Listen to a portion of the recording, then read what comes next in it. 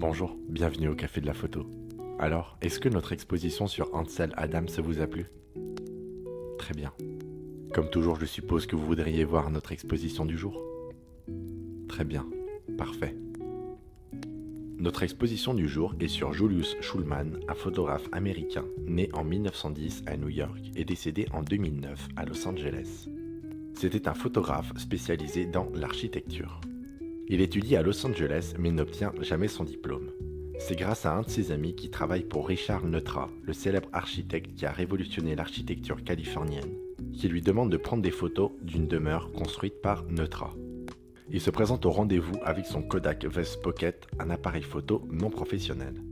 Il prend des photos de la maison avant de les montrer à Neutra, qui va être impressionné par son talent, et le prend de sous son aile pour photographier ses futures maisons. Grâce à ce coup de pouce, cela va lui permettre d'ouvrir sa propre agence. Celui qui va également propulser Shulman au rang de professionnel est John Entenza, le rédacteur en chef de la revue du programme des Case Studies for the Arts and Architecture, qui va le recruter en tant que photographe pour mettre en avant, grâce à ses photos, une expérience architecturale.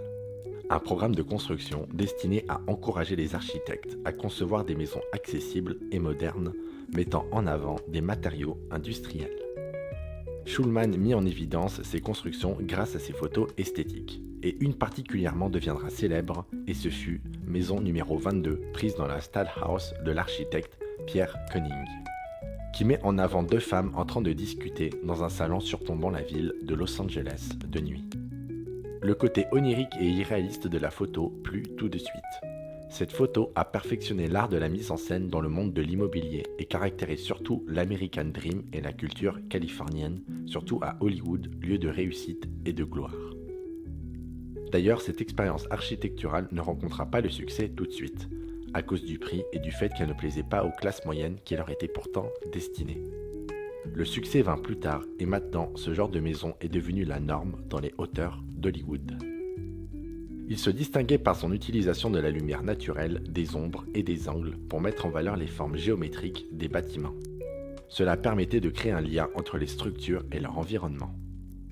Il a apporté une dimension fonctionnelle aux maisons qu'il photographiait.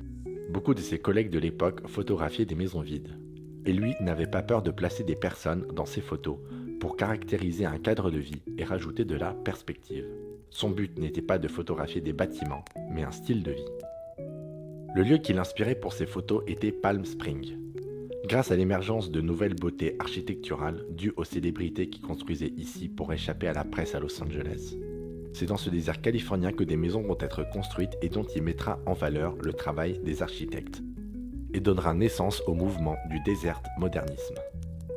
Il reçoit en 1985 le prix de la photographie appliquée par le Centre international de la photographie. Pour terminer, selon beaucoup de spécialistes, Julius Shulman a fait passer la photo d'architecture d'un statut commercial à celui d'art. Shulman inspirera une quantité de photographes et d'agents immobiliers qui s'inspireront de ses travaux pour mettre en avant des biens immobiliers. Voilà, je vous laisse découvrir notre exposition sur Julius Shulman, le photographe qui a révolutionné l'art de la photographie dans l'immobilier. Pour ma part, je vous souhaite une bonne exposition, une bonne soirée et j'espère vous revoir bientôt au Café de la Photo.